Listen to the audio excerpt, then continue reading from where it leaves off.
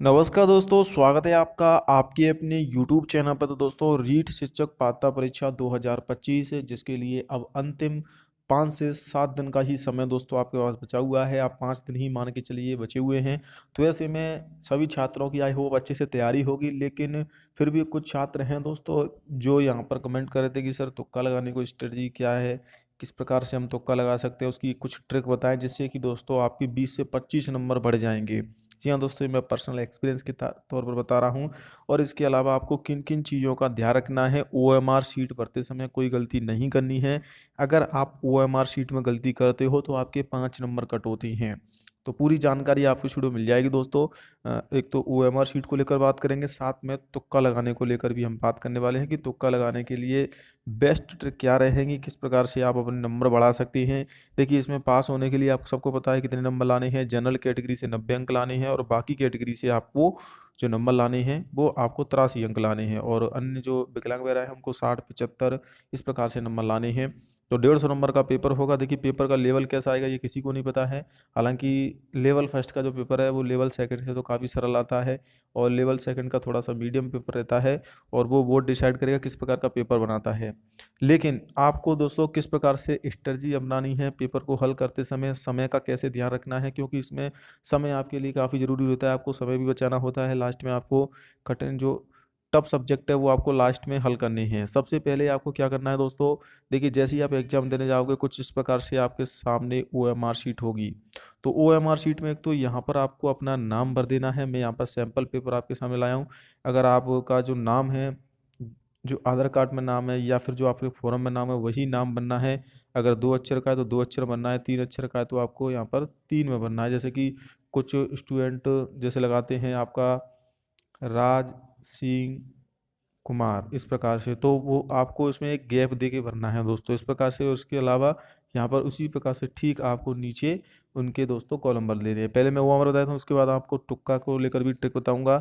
यहाँ पर एग्जाम की डेट भर देनी है, जो भी आपकी एग्जाम की डेट है। जैसे कि 27/2/2025 है तो यहाँ पर 25 ही बनना है, 2025 नहीं बनना है, सिर्फ 25। इसके अलावा यहाँ पर आपको अपना रोल नंबर डाल देना है। जो भी आपका रोल नंबर आएगा एडमिट कार्ड आ जाएंगे। और फिर आपको पेपर हल करना स्टार्ट कर देना है। तो देखिए किस प्रकार से आपकी स्ट्रेटजी होनी चाहिए पेपर को हल करते समय, किस प्रकार से आपको पेपर हल करना चाहिए। तो ये तो हो गई आपकी बेसिक जानकारी जो आपको भर लेनी है। आपको नहीं पता है तो आप जो ड्यूटी लगी है टीचर की वहाँ से उस टीचर से पूछ सकते हैं। जो भी आपका सीरीज है पेपर का वो सीरीज इसमें भर देना है, ताकि आप कोई गलती ना करें। इसके लिए आपको अगर आता है तभी भरें, नहीं तो आप टीचर से संपर्क कर सकते हैं। वो टीचर आपको बता देंगे जिनकी ड्यूटी आपके क्लास में लगी होगी।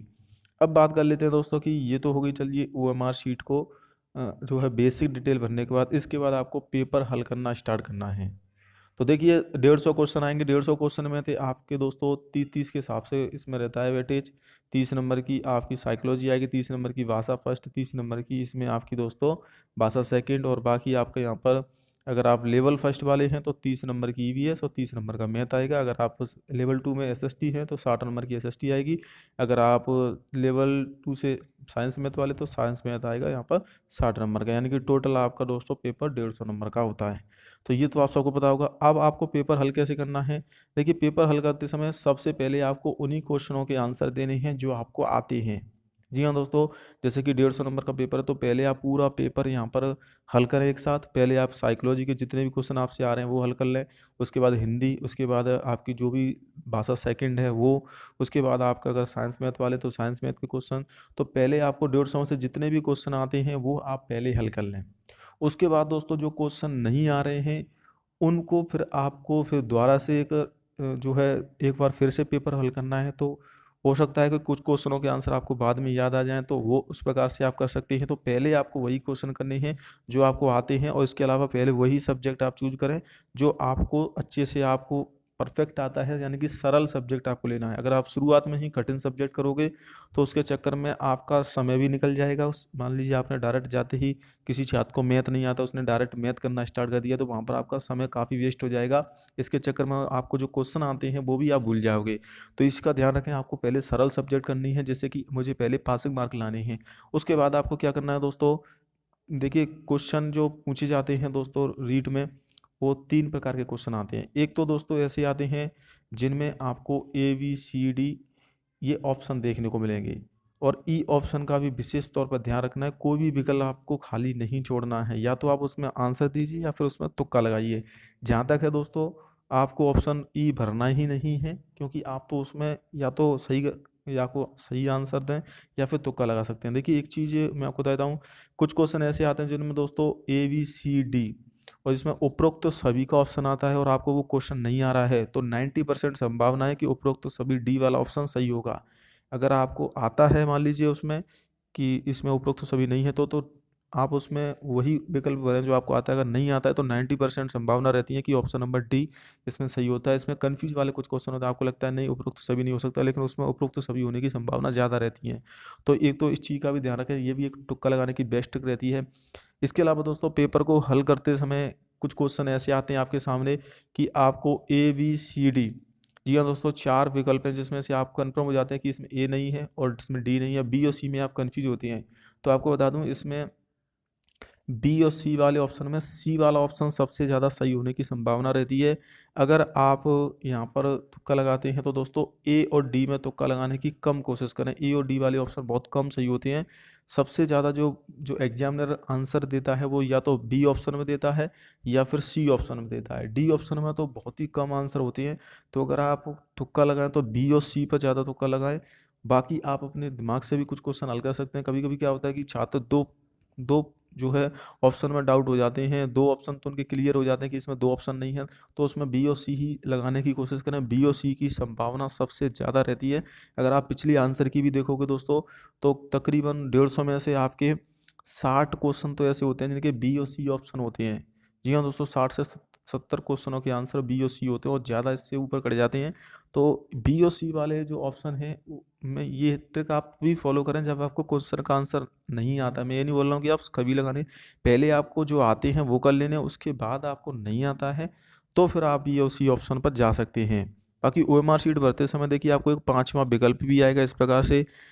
तो 5वां विकल्प आपको हालांकि भरना नहीं है, लेकिन अगर आप चाहते हैं कि मैं आंसर नहीं देना चाहता हूं तो आप 5वां विकल्प भरें, वरना आपको भरने की जरूरत नहीं, क्योंकि इसमें नेगेटिव मार्किंग, परीक्षा में नेगेटिव मार्किंग नहीं है। लेकिन अगर आप खाली ऑप्शन छोड़ दें, मतलब आपने चारों 5 ऑप्शन खाली छोड़ दिए तो 0.33 के हिसाब से नंबर कटेंगे।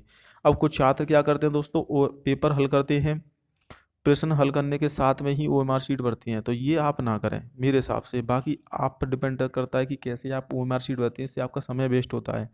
और जल्दबाजी में मान लीजिए, देखिए कभी कुछ छात्र क्या करते हैं, मान लीजिए एक का आंसर है बी और तुरंत ही उन्होंने बी उसको चिन्हित किया और उसके बाद वो ओएमआर शीट में बी बी भर देते हैं।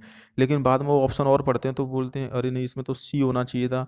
और फिर एक बार ओएमआर शीट में वो भर जाने के बाद आप चेंज नहीं कर सकते। तो आपको क्या करना है, पहले 10 क्वेश्चन हल कर लेने हैं, 1 2 3 हिसाब से, या 5 क्वेश्चन हल कर लें। उसके बाद आप उसको ओएमआर शीट को भरें। इससे आपका समय वेस्ट होगा। आपको ऐसा नहीं करना है कि एक क्वेश्चन मैंने हल कर लिया फिर उसका ऑप्शन भर लिया, एक कर लिया फिर ऑप्शन भर लिया, इससे समय वेस्ट होता है। आप लगातार 10 क्वेश्चन हल कर लें, उसके बाद ओएमआर शीट भरें। कुछ छात्र क्या करते हैं कि पूरी पेपर को हल करते हैं पहले, उसके बाद ओएमआर शीट भरते हैं, तो ये गलती बिल्कुल ना करें। कुछ छात्र क्या करते हैं पहले, फिर लास्ट में समय कम बचता है, फिर अंतिम समय में अगर आप मान लीजिए एक ऑप्शन भी गलत भर जाता है तो फिर दोस्तों आपसे वो पूरी ओएमआर शीट ही गलत भर जाएगी। तो पहले आप 10 क्वेश्चन हल कर लें, फिर उसको ओएमआर शीट में आंसर दे लें। ये सही तरीका रहता है भरने का। बाकी आपके ऊपर है किस प्रकार से भरते हैं। और देखिए कुछ छात्र क्या करते हैं कि जल्दी में आंसर दे देते हैं और 2 ऑप्शन भर देते हैं। जैसे कि 121वां क्वेश्चन मैं आपको दिखाता हूँ। देखिए उन्होंने पहले बी भर दिया, फिर उसमें क्रॉस का निशान लगा दिया, फिर सी भर दिया, तो इसमें आपका नंबर काउंट नहीं होता है। ना तो बी वाले पे नंबर दिए जाएंगे ना सी वाले पे, यानी कि नंबर काउंट नहीं होगा।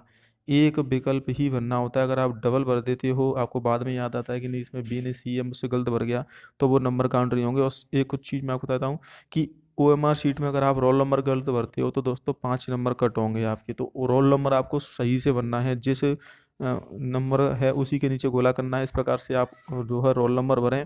बाकी आपको एग्ज़ाम से पहले ही पहुंच जाना है, तो दोस्तों ये चीज़ आपको पहले ही बता दी जाएगी। आपकी एंट्री 8 बजे से होगी, जिनका पेपर सुबह होगा। और ये ओएमआर शीट बनने का बेस्ट तरीका रहता है जो मैंने आपको बताया। तुक्का लगाने की ट्रिक मैंने आपको बता दी है किस प्रकार से फॉलो करना है। बाकी वीडियो को शेयर जरूर करें, वीडियो पसंद आए तो वीडियो को और चैनल को भी सब्सक्राइब कर लेना दोस्तों।